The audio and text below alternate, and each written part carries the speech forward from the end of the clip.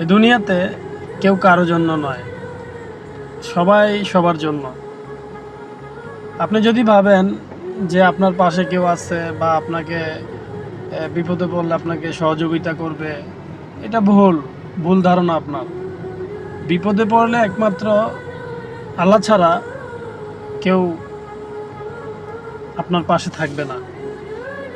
তো আসলে বিপদে পড়লেই বুঝবেন, বিপদে না পড়লে বুঝবেন না। তো আমার কথা হচ্ছে, দিন শেষে কিন্তু নিজের বিপদে কিন্তু নিজেকেই লড়তে হয়। কারণ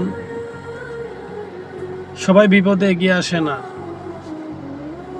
বিপদে পড়লে বুঝতে পারবেন কে আপন কে পর।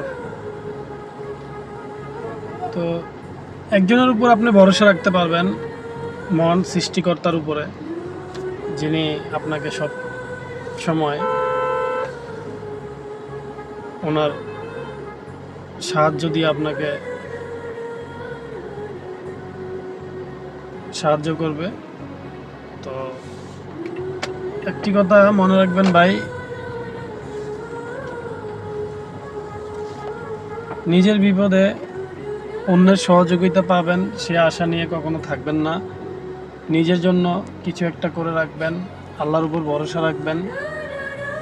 আজকে যে টাকাগুলো ইনকাম করতেছেন, যে কয় টাকা ইনকাম করেন, মাসিক চাকরি করেন আর দৈনিক চাকরি করেন, তো চেষ্টা করবেন